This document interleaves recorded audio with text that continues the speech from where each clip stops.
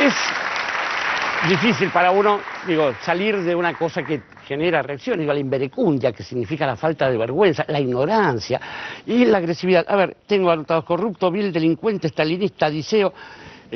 Martín Sabatella, sé de tu paciencia y todo esto, pero es curioso que no haya un solo argumento, no he escuchado ninguno, pero bueno. ¿Qué falta de legitimidad tiene tu gestión, por favor? A mí hay una... De verdad, no niego que te indigna, ¿no? Es muy indignante, sí, pero hay una parte también de lo que me produce que es una pena brutal, porque esos son dirigentes políticos, teóricamente, que expresan una posición política, un determinado liderazgo, y la verdad que me da pena, porque es increíble lo que dicen y lo que hacen. En lo personal, digamos, ya está, yo no. Lo que es gracioso es que son las mismas personas que dicen que en la Argentina no hay libertad de expresión, ¿no? O sea, dicen cualquier barbaridad, absolutamente cualquier cosa, y son los mismos que después dicen que no hay libertad de expresión. Eso suena también muy ridículo. Van a Washington a denunciar que no hay libertad de expresión y vos podés poner la tele, prender la radio o pararte en un puesto de diario en la calle y mirás las barbaridades que se dicen, ¿no? Tapas de revistas, tapas de diario, opiniones, bueno, estas que escuchamos. Entonces es increíble cómo construyen un relato que es absolutamente falso. Pero bueno, eso en términos de lo personal. Y después hay opiniones que voy a decir, bueno, hay situaciones donde parece más el viejo programa de Cha-Cha-Cha que... ¿no? Así bueno, llamaba, ¿no? Justo ese, Martín. A Casero le va a encantar. Justo ese, porque cuando se habla mal de alguien es o de vos o de 678, así que... No, perdón, no lo digo. Es un chiste también. A mí me encantaba, a mí no, pero digo, pero es que hay cosas que no se pueden creer. Sí, no se pueden creer, porque es humor. Es increíble, no sabes si es tragicómico, no sabes si de verdad... Yo viste que cuando pasaban le preguntaba, ¿esto pasó de verdad? ¿Es mentira? Pero no estaba mintiendo, lo digo, no sabías, hay cosas que parecen un poco serias, ¿no? Pero esto en relación a los personajes, pero después hay un tema político de fondo, que es, todos estos en realidad creen que para hacer oposición en Argentina tienen que quedar bien con Mañeto.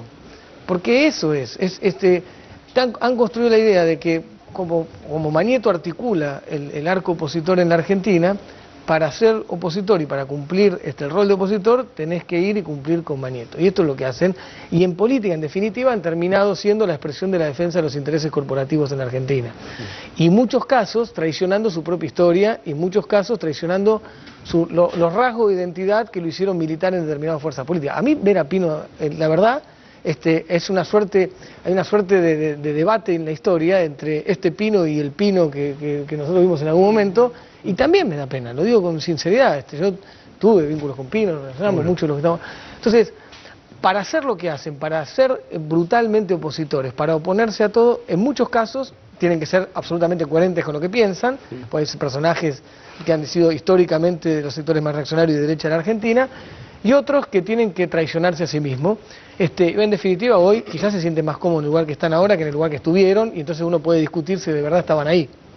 Pero digo, más allá de eso, lo que está claro también, hay todo un intento de construir que esto ataca la libertad de expresión, que no hay libertad de expresión, y es lo que la Corte ratificó, lo que dijo también el relator de Naciones Unidas para la Libertad de Expresión y lo que todo el mundo ha expresado, que esta ley es absolutamente necesaria para garantizar la libertad de expresión.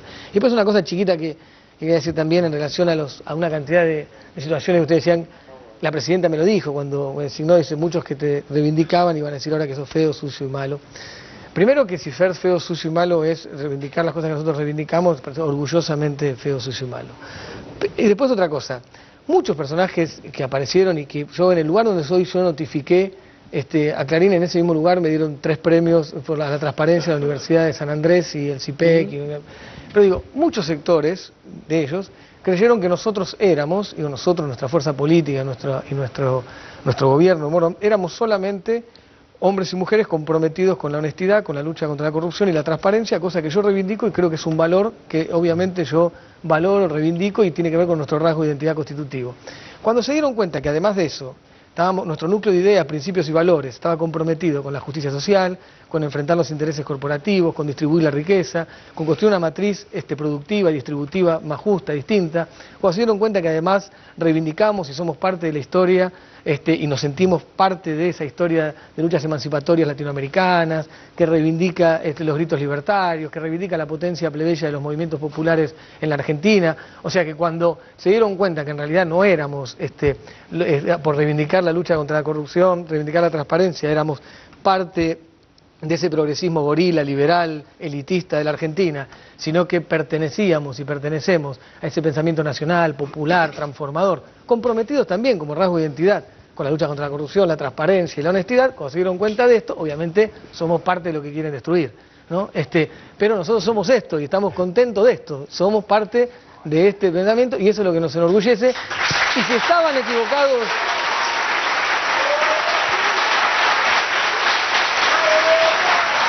Y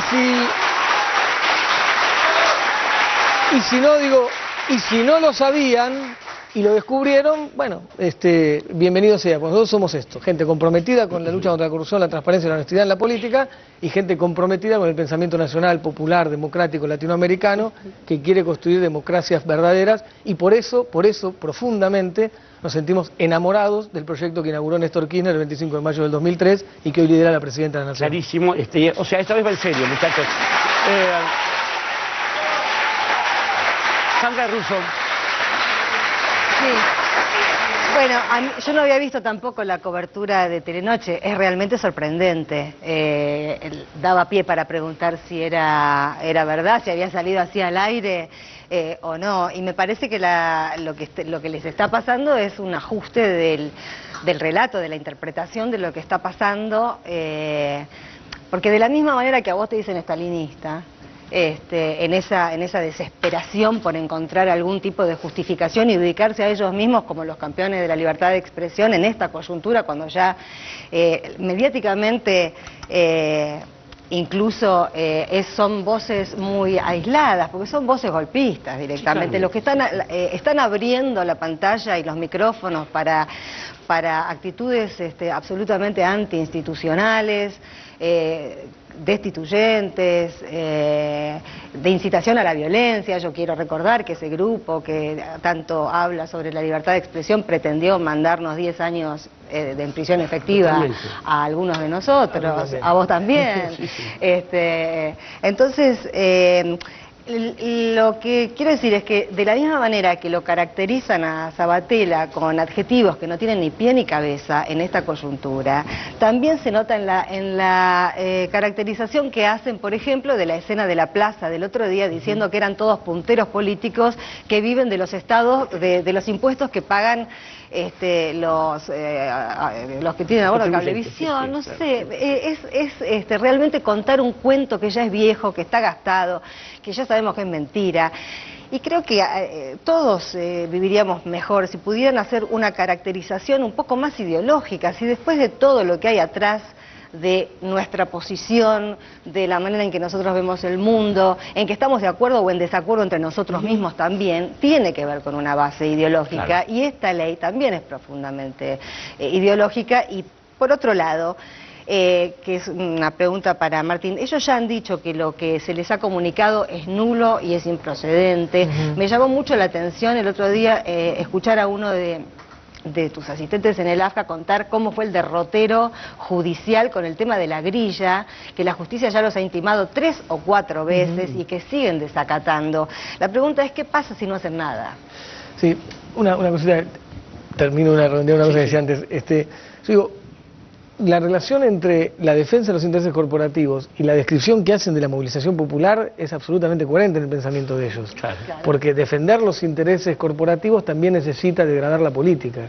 Claro. Porque necesitan degradar la política porque la política es la herramienta de transformación a favor de los intereses del pueblo, en el sentido de que si la política está degradada, logran sacar lo que media a favor del pueblo entre esos intereses corporativos. Pero en ese Entonces, esquema se olvidan de los representados. No, claro, pero es absolutamente coherente defender esos intereses corporativos, defender esos grupos de privilegio, defender esos intereses concentrados y degradar la movilización popular y degradar la política, porque necesitan que la política esté degradada, esté en el subsuelo, porque la política viva, como está sucediendo como rasgo de identidad de esta década, ¿no? La recuperación de la política como herramienta de transformación, capaz de interpelar el poder, capaz de correr la frontera de lo posible, como lo hemos dicho muchas veces, es lo que a ellos los cuestiona y lo que construye una democracia más profunda, claro, más para todos y todas y no para una parte. Pero bueno, lo que está claro igual, que la aplicación de la ley y la búsqueda de aplicación de la ley es para garantizar la libertad de expresión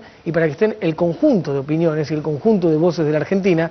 Y yo, a pesar de todo lo que dice Carrió todos los días, trabajo todos los días por mandato de la presidenta, en el sentido que cuando me nombró me dijo claramente hacer cumplir la ley sin excepciones ni privilegios para nadie.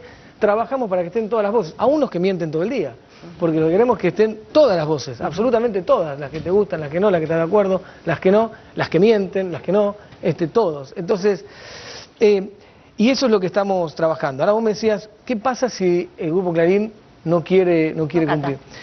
La verdad que es raro pensar esto, pero es cierto que uno lo piensa porque, por ejemplo, con el tema de la grilla, no solamente no cumple una resolución del AFCA, una ley también, sino que no cumple una resolución judicial.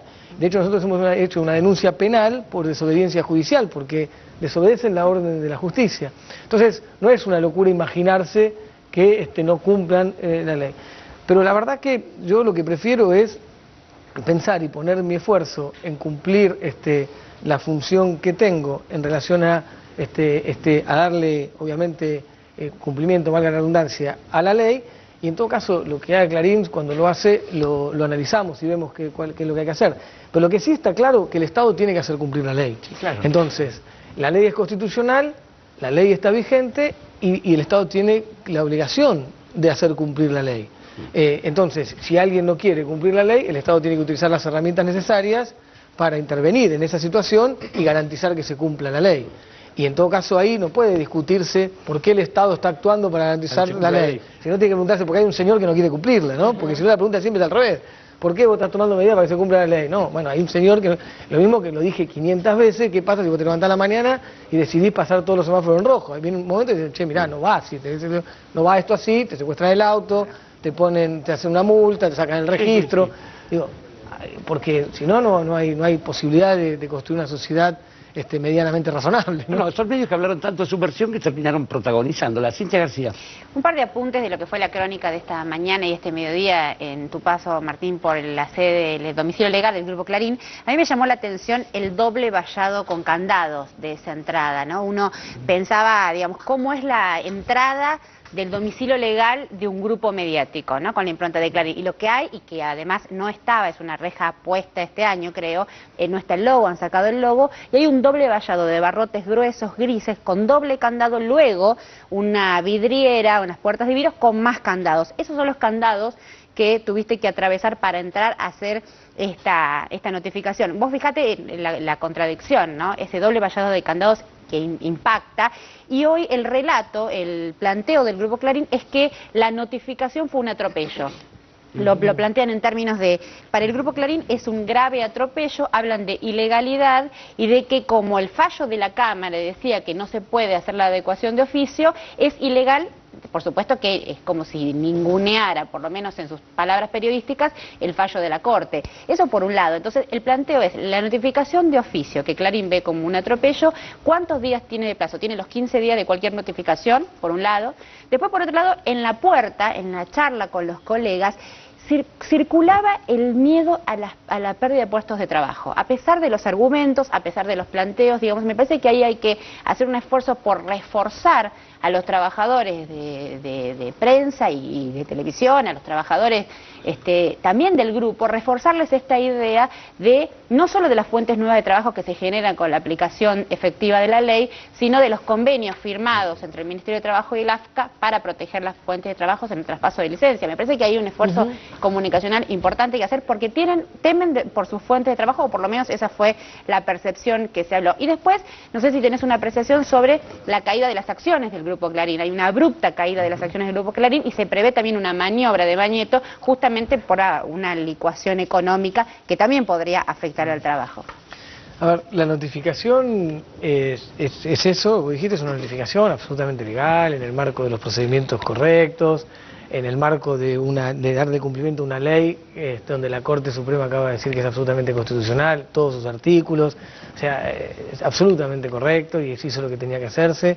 Es más, hicimos una notificación para dejar claro, quitar de discusión si la notificación anterior estaba suspendida o no estaba suspendida. Y bueno, vamos a notificarnos vuelta y empieza a partir de ahora. No hay ningún problema. 15 días. Y corren los 15 días, que son por los cuales el Grupo Clarín tiene que ratificar o rectificar la información que se le dejó. Para hacerlo sencillo, hablemos más claro todavía, a veces le damos muchas vueltas. Le dejamos un paquete de papeles que dice todo lo que el Grupo Clarín tiene según el AFCA. Tienen que decir, bueno, esto es verdad, tenemos esto, corregir o no, porque sobre eso es que se va a hacer la adecuación. Y tienen esos 15 días para hacerlo. Con lo de los puestos de trabajo, es cierto que están queriendo generar esa situación. Nosotros nos vamos a reunir con los gremios, ya lo hemos hecho en varias oportunidades, con las comisiones internas, lo hemos hecho en varias oportunidades. Hemos hecho un trabajo muy intenso con el ministro de Trabajo, Carlos Tomada, hemos firmado convenios y además hay una comisión de seguimiento de todo este proceso para garantizar esto. Y lo vamos a seguir haciendo y vamos a seguir trabajando. Y en estos días vamos a avanzar. Pero hay una cosa que también hay que hacerlo más sencillo. No desaparece ningún medio, lo que cambia de dueño. Entonces, no es que deja de existir nada, cambia de dueño. Esto que era de tal señor pasa a ser de otro señor o señora. Esto que era de tal empresa pasa a ser de otra empresa porque no puede tener esa cantidad. Como pasa en cualquier lugar del mundo con cualquier ley antimonopólica. Porque esto no es un invento nuestro, no es dulce de leche. Es una cosa que pasa en cualquier lado, donde hay una ley antimonopólica para garantizar que el mercado funcione con equilibrio y armonía, para que no haya posiciones dominantes que generan competencia desleal, prácticas desleales. Entonces se pone el límite. Entonces un señor tiene que vender una parte que está de más de lo que establece la ley, o una sociedad se tiene que dividir, un señor se hace cargo de una cosa y otra de otra, cosas normales en cualquier lugar. Entonces, eso es lo que está planteándose. Un poco liberal para stalinista, ¿no? En Washington, cuando que diarios y canales en la misma empresa va a ser brutal. Pero digo porque es eso, es absolutamente eso. Entonces, como no cambia como no desaparece nada, sino que cambia de dueño, la empresa sigue trabajando. En realidad, para los que estamos del otro lado de la pantalla, o escuchando la radio, o en el sillón, o en el taller escuchando la radio mientras están laburando, todo tendría que seguir igual, y para los laburantes tendría que seguir igual. Lo único que cambia es la oficina que seguramente hay arriba, donde está el gerente, porque el dueño puso otro quizás. Bueno, de esa oficina, Martín, me están llamando porque no soy yo quien impide la opinión de Dante Palma, ni de Barón, ni de la tuya, pero vamos a ir a un corte y ya volvemos en 678.